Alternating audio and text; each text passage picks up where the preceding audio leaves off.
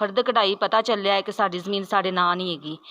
ਅਸੀਂ ਬੈਂਕਾਂ ਵਾਲਿਆਂ ਕੋਲ ਗਏ ਆ, ਨਾਲਾ 10 ਮਰਲੇ ਜ਼ਮੀਨ ਜਿਹੜੀ ਉਹਨਾਂ ਨੇ ਸਾਡੀ 3 ਲੱਖ ਦੇ ਵਿੱਚ 3 ਲੱਖ ਤੋਂ ਵੀ ਘੱਟ ਆਪਦੇ ਰਿਸ਼ਤੇਦਾਰ ਦੇ ਨਾਂ ਕੀਤੀ ਹੈ। ਫਿਰ ਕਿਸੇ ਗਵਾਹ ਨੂੰ ਨਹੀਂ ਪਤਾ ਹੈਗਾ।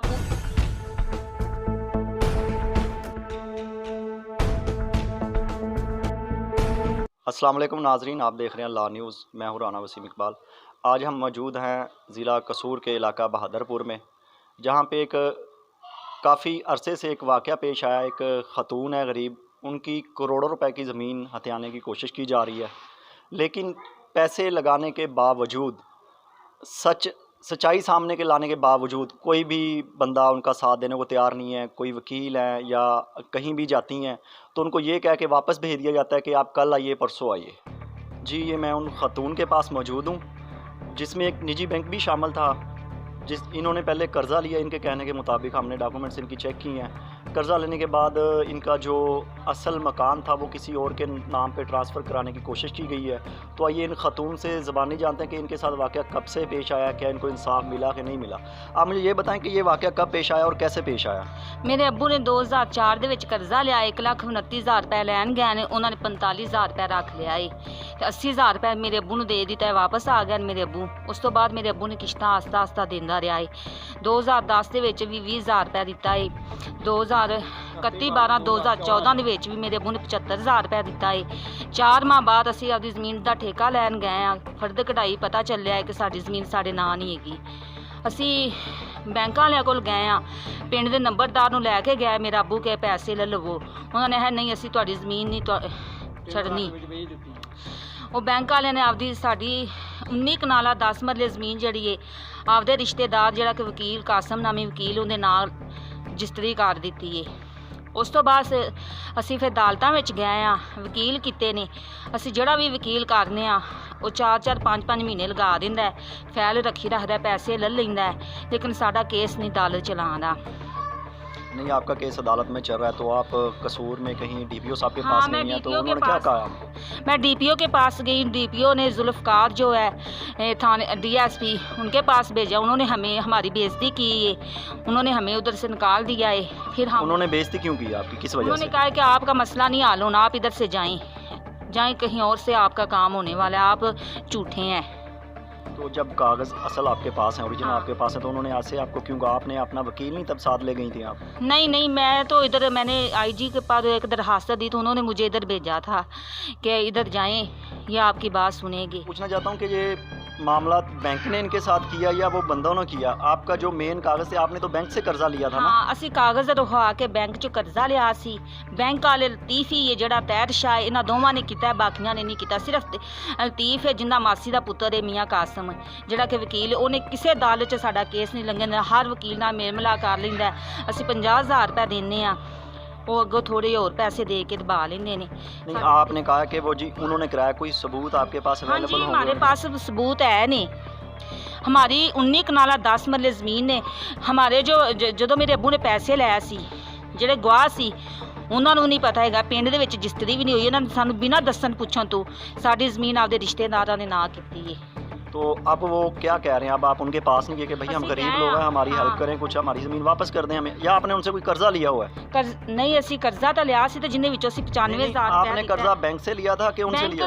बैंक से लिया। बैंक वालों ने ये काम किया है। बैंक वाले 6 साल हो गए, तो 6 साल में कोई ऐसा बंदा नहीं है जो आपको मिला हो या उसने कहा हो कि अगर आप राइट पे, आप कह रही हैं कागज़ आपके पास हैं ओरिजिनल, अगर आपके पास मौजूद हैं तो कोई बंदा नहीं आपको ऐसा मिला कि जो इंसाफ दिला सके? 6 साल आप सारा धक्के खा रही हैं, अभी भी जा रही हैं आप, कोई आपको ऐसा नहीं कह रहा कि जी आप राइट पे आए, उनको बुलाएं, उनकी जो भी फैसला है वो करवाएं आपका?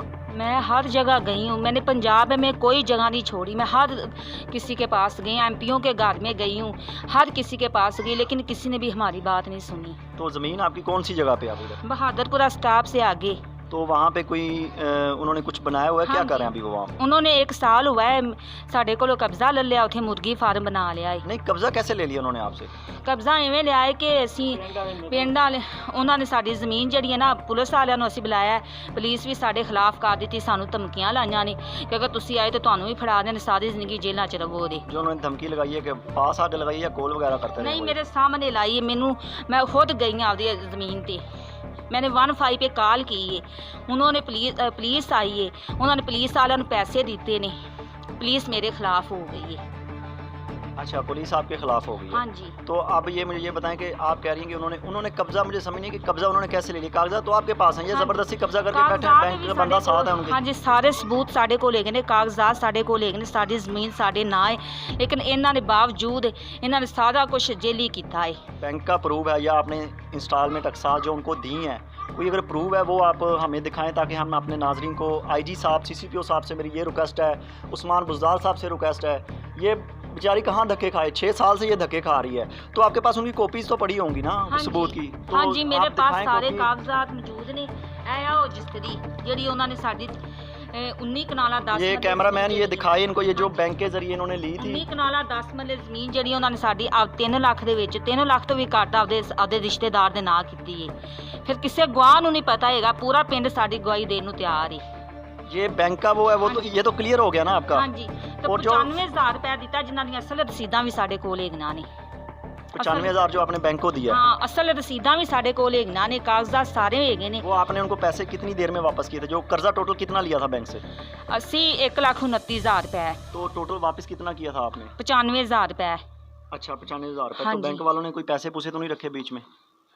45,000 रुपए ਉਹਨਾਂ ਨੇ ਰੱਖਿਆ ਸੀ ਸ਼ੁਰੂ ਦੇ ਵਿੱਚ ਹੀ। आपके कर्जे में से हाँ जी, वो क्यों रखा उन्होंने? वो उन्होंने कहा भी हमने अपने लिए निकाला है अच्छा। तो दे दें दे। फिर मेरे अब्बू ने उन्होंने 15,000 रुपये वापस दिता, 30,000 फिर नहीं दिता। तो आप दोबारा आप गए नहीं, माशाल्लाह आप समझदार हैं, पता है अगर आप अब मीडिया प्लेटफॉर्म पे आ रही हैं तो अब आप क्यों नहीं गई कि जी हमें पैसे दो, हमारे इतने पैसे बनते हैं? उस वक्त मेरा अब्बू ही जांदा सी, मेरा अब्बू बिल्कुल ठीक सी। हुण मेरा अब्बू ਜ਼ਮੀਨ ਦੀ ਟੈਨਸ਼ਨ ਲੈ ਕੇ ਉਹਨਾਂ ਦਾ ਜ਼ਿਹਨੀ ਤਵਾਜ਼ਨ ਠੀਕ ਨਹੀਂ ਰਿਹਾ, ਦਿਲ ਦੇ ਮਰੀਜ਼ ਹੋ ਗਏ ਟੈਨਸ਼ਨਾਂ ਲੈ ਕੇ। ਉਸ ਵਕਤ ਮੇਰੇ अब्बू ਸਾਰਾ ਕੁਝ ਕਰਦੇ ਸੀ ਤੇ ਹੁਣ ਅਸੀਂ ਨਾਲ ਜਾਂਦੀਆਂ ਪਈਆਂ। ठीक है, तो पटवारी के पास बुलाया था उन्होंने आपको? नहीं, ਸਾਨੂੰ ਕਿਸੇ ਕੋਲ ਵੀ ਨਹੀਂ ਬੁਲਾਇਆ ਹੈਗਾ। तो आप पटवारी के पास गई हैं कि जी आपने ये हमारा काम ऐसे किया, क्यों किया? ਹਾਂ, ਮੈਂ ਪਟਵਾਰੀ ਦੇ ਕੋਲ ਗਈ ਹਾਂ। ਮੈਂ ਉਹਨੂੰ ਆਖਿਆ ਕਿ ਸਾਡੀ ਜ਼ਮੀਨ, ਉਹਨਾਂ ਨੇ ਆਖਿਆ ਤੁਸੀਂ ਪੈਸੇ ਲਏ ਸੀ ਬੈਂਕ ਕੋਲੋਂ। ਮੈਂ ਕਿਹਾ ਅਸੀਂ ਪੈਸੇ ਲਏ ਸੀ, ਅਸੀਂ ਦੇਣ ਨੂੰ ਤਿਆਰ ਹਾਂ, ਲੇਕਿਨ ਸਾਡੀ ਕਰੋੜਾਂ ਦੀ ਜ਼ਮੀਨ ਹੈ ਤੇ 95,000 ਰੁਪਏ ਅਸੀਂ ਵੀ ਦਿੱਤਾ ਵੀ ਹੈ। ਇਹ ਕਾਹਦਾ ਇਨਸਾਫ ਉਹਨਾਂ ਨੇ ਸਾਨੂੰ ਨਹੀਂ ਪਤਾ ਹੈਗਾ ਬੈਂਕਾਂ ਦਾ। कितनी मालियत है अब वो ज़मीन की आपकी? 19 ਕਨਾਲਾ 10 ਮਰਲੇ, मालियत कितनी है, रकम कितनी बनती 2.5 करोड़। है? 2.5 करोड़ की वो है, और वो यानी कि आपको कहना है कि बैंक वाला बंदा उनके साथ मिला होता, उसने ये सारा काम ਇਹ किया। ਸਾਰਾ ਕੁਝ ਕੀਤਾ ਹੀ ਬੈਂਕ ਵਾਲੇ ਨੇ, ਤੀਫੀ ਨੇ ਕੀਤਾ ਹੈ। ठीक है। ਹਾਂ, तो ਜਿਹੜਾ ਮੈਨੇਜਰ ਹੀ। मैनेजर है, तो आपने कोई कॉल की पटवारी को, पूछना चाहिए था ना कि ये कैसे आपने ट्रांसफ़र कर दिए या ट्रांसफ़र की या नहीं, कि उनको बताएं कि हम तो आए नहीं है, तो ज़मीन कैसे आपने उनको दे ਬੈਂਕ दी? ਦਾ ਹੀ ਇੱਕ ਬੰਦਾ ਸੀ ਅਫਜ਼ਲ ਨਾਂ ਦਾ, ਉਹਨੇ ਉਹ ਉਦੋਂ ਮੇਰੇ ਅੱਬੂ ਦੇ ਨਾਲ ਸੀ। ਉਹਨੇ ਸਾਡੇ ਘਰ ਆਉਣ ਤੇ ਆਖਿਆ ਕਿ ਮੈਨੂੰ ਤੁਸੀਂ ਫੈਲਾ ਦਿਓ, ਦੱਸੋ ਮੈਨੂੰ, ਮੈਂ ਤੁਹਾਡਾ ਕੇਸ